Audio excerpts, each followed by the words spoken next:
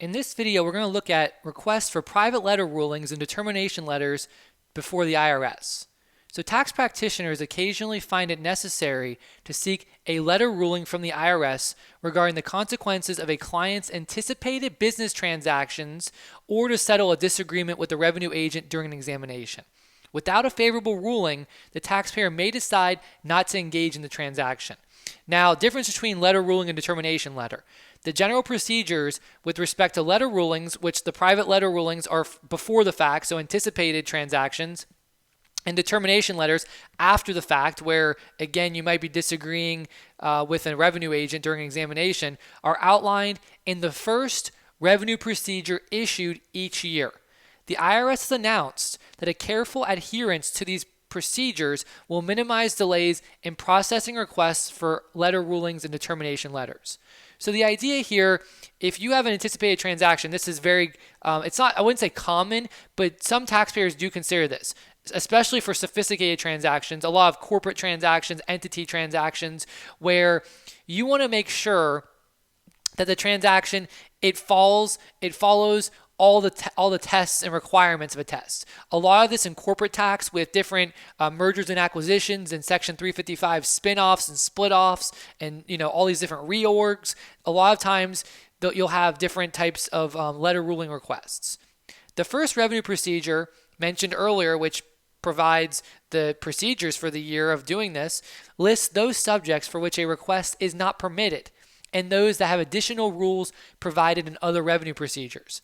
The revenue procedure may also require that certain factual representations be made under penalty of perjury. In addition, this revenue procedure provides information regarding the fee the IRS charges for a ruling request. Now, almost always, these ruling requests are done by a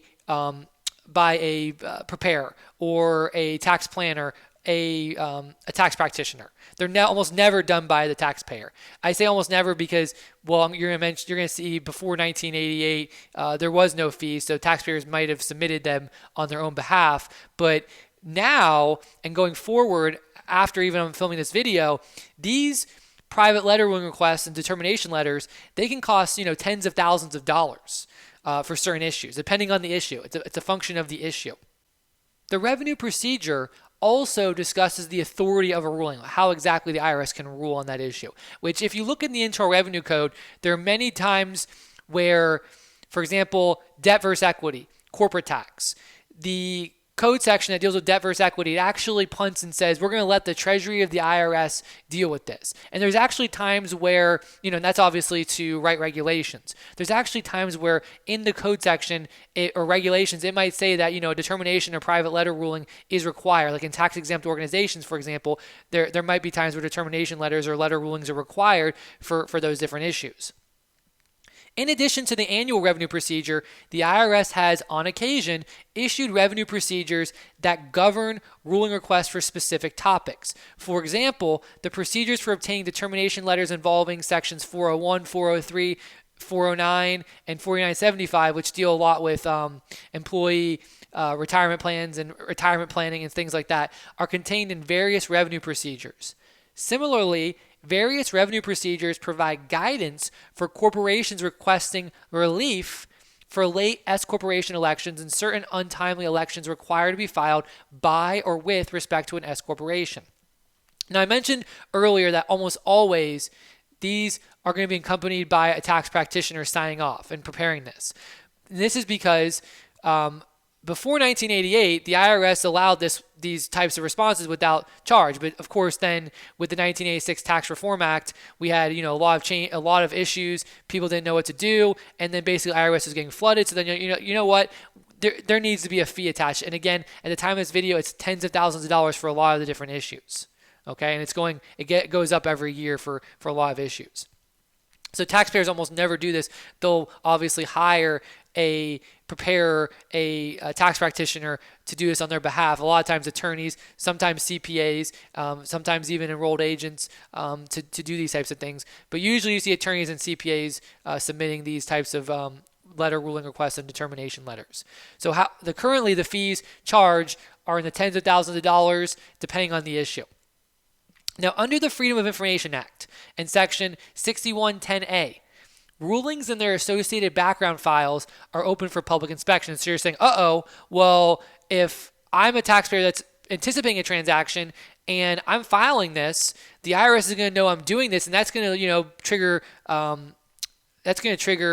automatic audit. And that is potentially an issue. But even further is the public, right? Especially competitors, things like that, thinking about what's going on, they could go through this. So the IRS under 6110C is required to accept basically deletions from the taxpayer. The ability to delete certain information such as names, addresses, identification numbers, or any other information that the taxpayer feels would enable someone reading the published private letter ruling to identify the taxpayer that actually received the ruling. For that reason, certain revenue procedures require that a ruling be accompanied by a statement of proposed deletions. And you're going to see later, I'm going to show you an example of a private letter ruling request. And you'll see at the end, we submit a separate letter for this type of proposed deletion. And you actually submit how the letter ruling should look by taking out this sensitive information. And I explained that this can be accomplished by sending the IRS a copy of the ruling request with brackets around the phrases or words that the taxpayer suggests deleting. Except as otherwise stated in the applicable revenue procedures, the structure of a ruling request is not much different than other forms of tax writing. So you still are going to go back to that heart of tax research and writing, the memo. Still very, very important. As is often the case, documentary exhibits may be desirable or required to be attached, like the power of attorney forms, as exhibits to the ruling request. The ruling request should contain the following, and by the way, this is taken from the IRS, from the different revenue procedures that lay this out.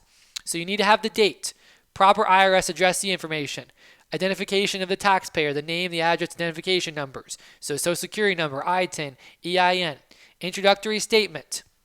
And here's an example of introductory statement, okay?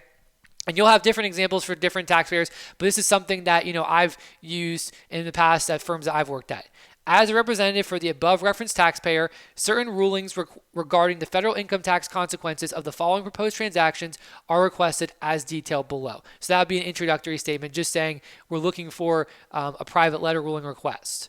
Statement of facts, and you explain what's going on. You want examples of important items, include the reason for the transaction, description of transaction, copies of any important relevant documents. So like, contracts or, deeds or, purchase agreements, things like that. Okay. And there's other statements you can have in facts. Those are just the main ones, the main items. Proposed transactions, what exactly is going to occur? Representations, these includes items essential to establish for various tax tests and rules. So when you lay out the memorandum of authorities later on, and there's various tests that have to be set, then you want to make sure you set those representations in there as well as when you state your facts as well.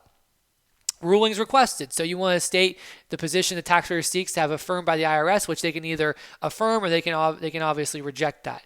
Memorandum of authority. So this is going to be the heart. Just like a memo, you provide what exactly is going on. Okay. Expect the reader to be a sophisticated tax person, especially because of private letter rulings. They almost always get sent to the Washington, D.C.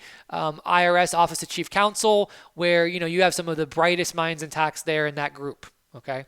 Therefore, you should feel comfortable to cite directly at the code and other applicable authority.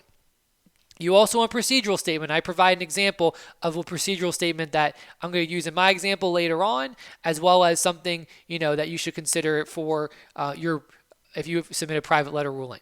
To the best of the knowledge of the taxpayer and the within named taxpayers' representatives, the identical issues involved in this request for a ruling either are not in a return of the taxpayer, so you're basically attesting that this is not something that's already occurred, or of a related taxpayer within the meaning of Code Section 267, so related parties, or affiliated group under the meaning of Code Section 1504, or if they are, then such issues are 1. Are not under examination by a district director, 2, either have not been examined by a district director, or if they have been examined, the statutory period of limitations on either assessment or for filing a claim for refund or credit of tax has expired, or a closing agreement covering the issue or liability has been entered into by a district director. 3, are not under considerations by an appeals office in connection with the return of a taxpayer for an earlier period. 4, either have not been considered by an appeals office in connection with the return of the taxpayer for an earlier period,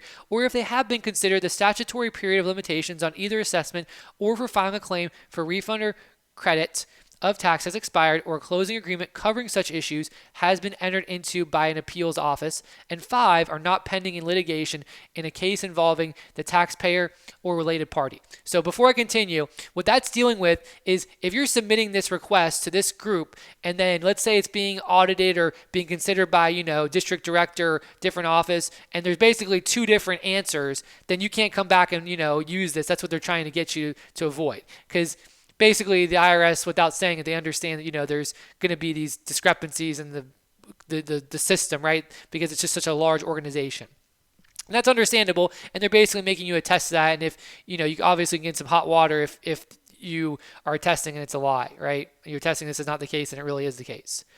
And let's continue. To the best of the knowledge of the taxpayer and the taxpayer's representatives, the identical or similar issues involved in this ruling request have not been 1, submitted to the service but withdrawn before a ruling was issued, or 2, ruled on by the service to the taxpayer or predecessor of the taxpayer. Except as discussed above, the undersigned is not aware of any precedential published authority that is directly contrary to the rulings requested herein. So you are making an attestation that there's nothing directly precedential on point with respect to your issue. Now, before I continue, we still have to continue with the parts, and I want to go through an example, and you're going to see what an example of a private letter ruling request looks like. And if you ever in practice have to do this, you're welcome to follow this approach. Of course, there is there's the ability to be more flexible in terms of how you view it, but this is just one example of how I would submit for a specific issue. Remember that private letter rulings are primary authority if you find them, but they're not binding on you. They're only binding on the party that submits the private letter ruling. Okay, so keep that in mind. So continuing, you want to have somewhere in there a request for conference if there's an unfavorable ruling that results. Remember, the taxpayer is paying a lot of money for this ruling request. They're hiring a attorney or CPA, and I bet you the attorney or CPA is going to charge a lot of money to submit this on their behalf. A lot of money. I've seen hundreds of thousands of dollars where taxpayers have had to pay a CPA or attorney, a firm, to submit one of these private letter rulings. This is a big deal. You better believe that if there's an unfavorable result, the taxpayer wants the representative to speak with the IRS directly and talk and conference, and not just let it end there. So an example of the language might be, a conference is requested in the event that such issuance of an unfavorable ruling is contemplated, or in the event that such conference would be of assistance to your office in the consideration of this request for a ruling. One of the later things, signature. A request should also be signed by the taxpayer or an authorized representative. If signed by an authorized representative, the request should include an appropriate power of attorney and evidence that the representative is currently an attorney, a CPA, or an enrolled agent in good standing and duly licensed to practice. Declarations under penalty of perjury. So you need to make this statement. And I've seen it done differently, but this is one that I would definitely follow. And again, it could change in the future when you're watching this video. You might have to attest to even more stuff. An example is, under penalties of perjury, I declare that I have examined this request, including accompanying documents, and to the best of my knowledge and belief, the request contains all the relevant facts relating to the request, and such facts are true, correct, and complete. So this statement should then be signed by the taxpayer and or the taxpayer's representative. The statement of proposed deletions then comes next, and that's actually going to be submitted on a separate letter because the ruling will be made to the public, and you want to keep all that stuff separate. That's kind of why it's kept separate. Okay. So that's what goes into a private letter ruling request. Now, the termination letter, remember, that's after the fact. It would follow a similar set of what information is needed. Okay. Obviously, there's no proposed transaction, there's actual transactions. So keep that in mind. So now what we're going to do is we're going to look at an example of a private letter ruling request. And again, if you ever have to submit a private letter ruling request, this will give you a good baseline idea of how to go about it. You're welcome again to adjust, or you might need to adjust if something changes. We're going to be dealing with Code Section 355, which is a corporate tax issue. I mentioned that corporate tax, especially mergers, acquisitions, spin-offs, split-offs, those types of things, reorgs, has a lot of different private letter ruling requests. So I want to use a Section 355 corporate tax transaction. All right. 6 pages. So I know it's quite long. 6 pages I have on a private letter ruling request. So we've got the date, you've got the Internal Revenue Service address, the addressee information. Again, if you're using this video to prepare this, maybe use it as a baseline, but make sure you get the right address. To whom it may concern, you want to put the re. As a representative, this is quoted from the same example I had earlier for that introductory statement. As a representative for the above referenced taxpayer, certain rulings regarding the federal income tax consequences of the following proposed transaction are requested as detailed below. So we start with the statement of facts. And what you're going to see is that, again, it follows very similarly how you would set up the facts in a memo. Okay, so we have American Rock and Sand. We refer to that hereafter as distributing. I give the EIN, Utah Corporation, privately owned corporation, office location, as of a certain date, which is the date of the letter, July 1st, 20X9.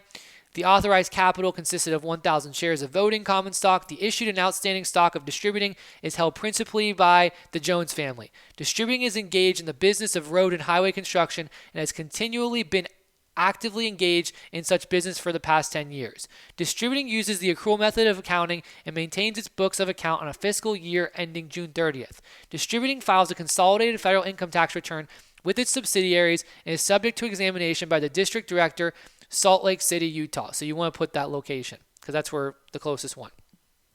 Power Rump Ready Mix Inc., which is hereafter referred to as Controlled EIN. Information was formed May 1st, 19X1 in order to purchase the assets of a division of an unrelated company. Since that date of acquisition, Controlled has been actively involved in the business of making and delivering concrete. As of July 1st, 20X9, the authorized capital of Controlled, remember we referred to that Control going forward as well as distributing going forward, consisted of 1,000 shares of Class A common stock, all of which is issued and outstanding and held by distributing. Controlled is also authorized to issue 1,000 shares of Class B non-voting common stock, but no shares are currently issued and outstanding. So that's the facts. Now, I have a video on protest letters to the IRS where I talk about writing to the IRS and using advocacy.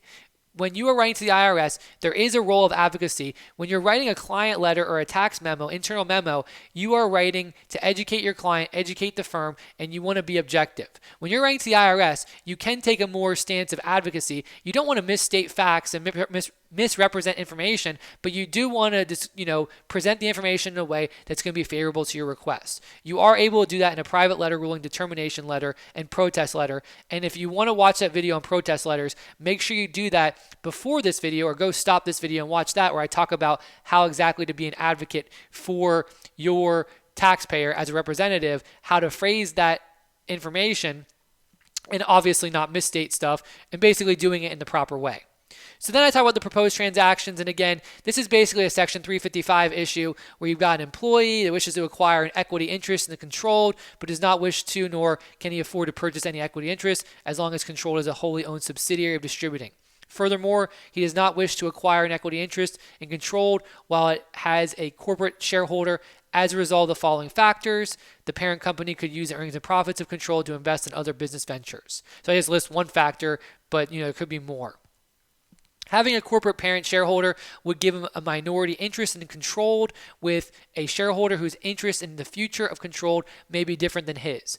Because the corporate shareholder will be entitled to a dividend received deduction, which is a benefit unavailable to him, the decisions regarding dividend distribution may differ from his. The key employee has indicated that he would seriously consider terminating employment with controlled if he is not offered an opportunity to purchase such a stock interest, and that when shares of controlled that's controlled stock, my apologies, that should be controlled stock, are offered to him, he will purchase them. So the essence of the proposed transaction is as follows. So I just gave some background of what's going on in this proposed. Here's really the root. Distributing will distribute. This is what we're looking at. Just this last paragraph, really, for the rest of it. Distributing will distribute to its shareholders on a pro rata basis all the controlled voting common stock. Controlled will then sell to the key employee 100 shares of Class B non-voting stock within 1 year of receipt of an IRS ruling letter. This will represent 100% of the outstanding shares of this class of stock and will represent 5% of all the outstanding shares of the controlled. The Class B non-voting common stock will, in all respects, be identical to the outstanding Class A common stock, except that it is non-voting and will contain a restriction requiring resale of the controlled at fair market value. So that's the proposed transaction, that paragraph. The essence of the proposed transactions is as follows, that item. So now let's talk about representations. In connection with the proposed transaction, the following representations are made. So the idea is that when we get to the memorandum of authority, or the area of authorities, right, and rulings and tests and explanation and analysis, we basically at that point want to be able to cite the rules for what's going on in this transaction, how we want the proposed transaction, what we think it should go like, and then but through the representations and the facts, we already have that. In connection with the proposed transaction, the following representations are made. And you're welcome to read through these, but basically they have to do with, the intentions of the parties, no plan or intention, what's going on, the proposed transaction, each independently continue, and it has to do with, like the relationships between distributing controlled, payments, all sorts of things. You're welcome to stop the video and read these right now, but what you're going to see in a moment is when we get to the authority portion, we set the test under Code Section 355, and we basically cite back to this. So ruling requested, well, you have at the top there, you've got the last part of the representations, and then ruling requested. So on the basis of the above information and representations, the following rulings are respectfully requested. No gain or loss will be recognized by distributing upon the distribution of all of the controlled stock to the shareholders of distributing, and that's under Code Section 311. No gain or loss will be recognized to, and no amount will be included in the income of, the shareholders of distributing upon the receipt of controlled stock as described above. That's Section 355. Pursuant to Section 358, the basis of stock of controlled and distributing in the hands of the shareholders of distributing after distribution will be the same as the basis of distributing stock held immediately before, allocated in proportion to relative fair market value under the regs under Code Section 358. Provided the distributing stock was held as a capital asset on the date of distribution of the controlled stock, the holding period of controlled stock received by each shareholder of distributing will include the holding period, so tax of distributing stock with respect to which the distribution was made. That's under Section 1223.1, as provided in Section 312H of the Code. Proper allocation of earnings and profits between distributing and controlled, which is under the regs under Code Section 312. So memorandum of authorities, basically, that's where you set the tests, which is a lot of tests in the corporate tax realm. So Section 355 provides for the tax-free spinoff of a wholly owned subsidiary. The general rules that are required for the transaction to meet requirements of Section 355 are as follows. And I set those requirements, A, B, C, D, E, and then going to the next page, F. And then basically what I do from there, based on the facts presented and other information, including representations, these general rules are met as follows, and I go through each of them. A, boom, and Y. B, boom, and Y. C, boom, and Y. D, boom, and Y. E, boom, and Y. F, boom, and Y. So, okay, you can then pause the video here if you want, and you can look through that, as well as you can go back to the previous page, and you can look at the memorandum of authorities to see the different tests and how I laid that out. But basically, I just pull the test right from the code, the requirements, the conditions, propositions, and I explain how all of those are met. That's what I'm doing. And you're welcome to stop the video and look at how I did that. Next is the procedural statement. So this large paragraph, to the best of the knowledge, ... all the way down to or to rule by the service to the taxpayer or predecessor of the taxpayer. That's what we talked about earlier, and that's where you're attesting that, basically, you're not going to submit this knowing that there's other authority out there that also applies, or that it's being considered by the IRS as well. Except as discussed above, so the last paragraph there, the undersigned is not aware of any precedential published authority as directly contrary to the rulings requested herein. So I made that statement separate because remember, that's also part of the procedural aspect that's very important. So here's our last page. We have to make sure that we request a conference. Sorry, this is the last page of the private letter ruling request. Then there's going to be the separate 6110 request for the redaction of the sensitive information. It's not the last page for us, but it's the last page of the private letter ruling request. Then we have the redaction letter, which is separate. So a conference request is there, and it's the same language I talked about earlier. A conference is requested in the event that the issuance of an unfavorable ruling is contemplated or in the event that such conference will be of assistance to your office in the consideration of this request for a ruling. Please address your reply and ruling to the undersigned pursuant to the enclosed power of attorney. If any additional information is required, please contact the undersigned. And then you have the signature of the tax practitioner and the declaration under penalties of perjury with the taxpayer. The taxpayer's practitioner should also sign, but here I just have the taxpayer. The last page for us, this is separate. This is the statement of proposed deletions. So basically what you would do is you'd fill this out, the taxpayer would fill it out, and the preparer, the tax practitioner, and you would basically submit it again and show what you would want redacted. So you would have the information that's redacted out of the private letter ruling request. So that's really everything. Make sure you go through that. If you ever have to submit a private letter ruling or a determination letter, you can use this format. Make sure the information that I told you is in there. You're welcome to use this approach. Just remember, don't rely on this, as legal advice because stuff changes all the time. You can use this as a baseline, but this is something that's definitely going to help you if you ever have to worry about, submitting a private letter ruling. It's a good example because it deals with a common area where private letter rulings are requested. Of course, you can use, this as a baseline and then change it to make it fit whatever issue you're dealing with.